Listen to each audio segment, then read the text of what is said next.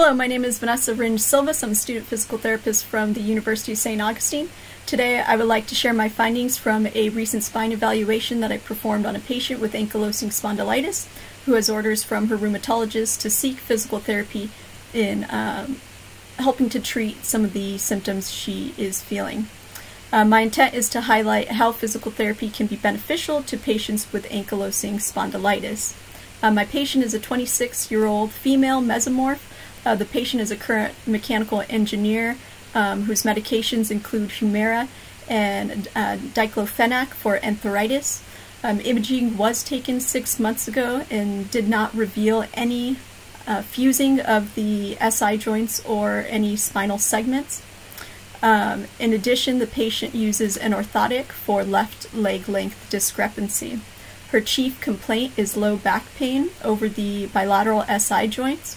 Using the numeric pain rating scale, the patient has a current pain level of 2 and at worst a pain level of 8. According to Faraz et al. In 1990 and published in the Journal of Rheumatology, the NPRS has a reliability of 0.96 and a validity range from 0.86 to 0.95. In addition, I utilized the Bath Ankylosing Spondylitis Disease Activity Index, or BASD, which is the most frequently used outcome measure for ankylosing spondylitis. It measures patient-reported disease activity specific to ankylosing spondylitis, and it was developed with expert opinion from rheumatologists as well as physical therapists. Scores range from 0 to 10, and 10 being maximal disease activity. It has good validity with Pearson's correlation coefficient of 0.79, and reliability. It has internal consistency, which is good, with Cronbach's alpha range of 0.84 to 0.87, and retest reliability of 0.93. The patient earned a 5 out of 10 on the BASD, which indicates moderate disease activity, meaning the patient's everyday life is moderately affected by her ankylosing spondylitis symptoms. Overall, the patient's goal is to reduce pain, and specifically in her low back when performing a donkey kick during her kickboxing class, and when laying on her back, she'd like to reduce pain. So some key findings for structure include the patient had a reduced lordotic curve. In active range of motion, the patient is able to reach full range of motion in forward bending, but she's unable to reverse her lumbar lordotic curve. She is able to achieve limited backward bending range of motion, but without pain. Neurovascular screen was within normal limits. Some passive mobility testing. Key findings were that the posterior torsion stress test of the SI joint showed normal mobility and relief of the patient's symptoms, whereas the anterior torsion stress test of the SI joint showed a slightly hypomobility in the bilateral SI joints, with reproduction of the patient's symptoms, as well as a muscle guarding end feel. This was consistent with the patient's complaint of activities involving hip extension, which is bringing her pelvis into more of an anterior torsion position. Lumbar backward bending PIVM showed a L4, L5 hypermobility, slight hypermobility.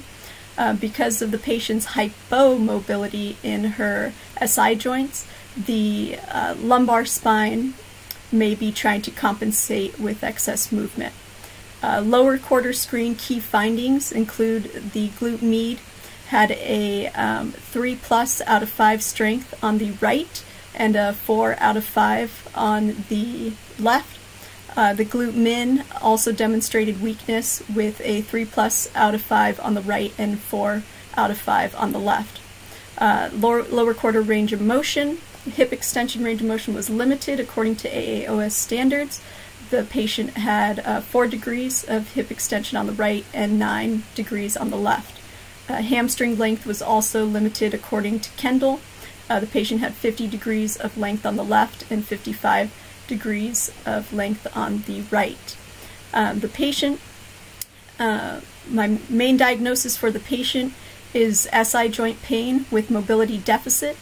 My diagnosis is based on the patient's main complaint of pain over the SI joints, which was confirmed with hypomobility of the SI joints during passive mobility testing. My prognosis for this patient is fair. The patient is motivated to perform daily mobility and strengthening exercises, but the progression of ankylosing spondylitis is inevitable. My prognosis was based on my clinical impression that the patient's eager to continue living an active lifestyle, but at the same time she understands that treatment approaches will need to be adjusted to meet the tissue and functional limitations that arise as her AS progresses. The 4 major TSIs for this patient include bilateral hypomobility of the SI joint in the anterior direction. The second one is hypermobility of the L4 and L5 segment in extension.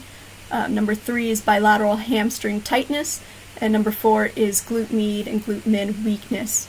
The 2 major functional limitations for this patient include performing a donkey kick without pain and sleeping on her back without pain over her SI joints.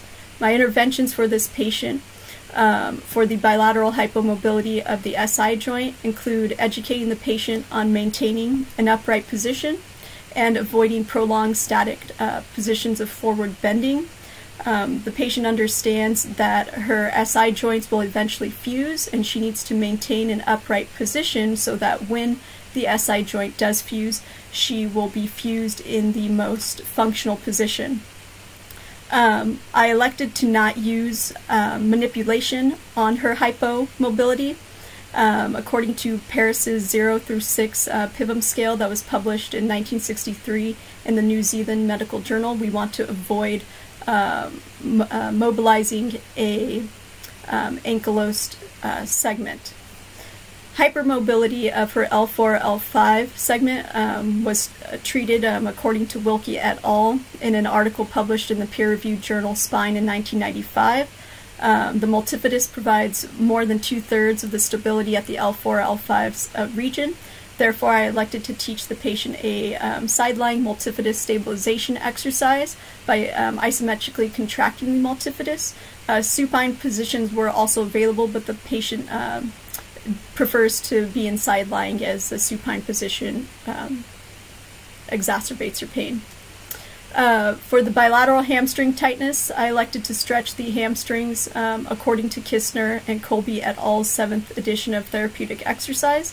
The patient can perform a hamstring stretch on a chair or table while maintaining a neutral spine to avoid any excessive hypermobility to her lumbar spine. For the glute med, glute min, we're going to strengthen both of those muscles. And according to an article published in the Journal of Orthopedic and Sports Physical Therapy in 2009 by DiStefano et al., the glute med can be strengthened and is best strengthened in a side-lying abducting position. This can also be used for the glute min, where the patient can maintain her abducting limb in more of a neutral position between internal rotation and external rotation. When performing a donkey kick without pain, I elected to educate the patient on avoiding exercises that require excessive anterior torsion. So I explained that she could still perform the donkey kick, but to only perform that within a pain-free range. When sleeping on her back without pain, I also elected to utilize patient education. According to Kistner and Colby, a firm mattress can prevent the patient from sagging into the bed and stressing surrounding structures. So a firm mattress could therefore better hold the patient in a neutral SI joint position and prevent her from going into an anterior torsion. And I'm also hoping that the multifidus stabilization exercises will also help her to maintain more of a neutral spine. So in summary, according to Milner et al. In the Journal of Seminars in Arthritis and Rheumatism in 2016, the literature is mixed on what the best physical therapy interventions are for patients with ankylosing spondylitis. Yet Milner discusses that exercise is overall beneficial for patients with ankylosing spondylitis. I hope that my case provided some examples of interventions that can be appropriate and beneficial to patients with ankylosing spondylitis, and I hope that I highlighted the key role that physical therapists play in helping patients with ankylosing spondylitis.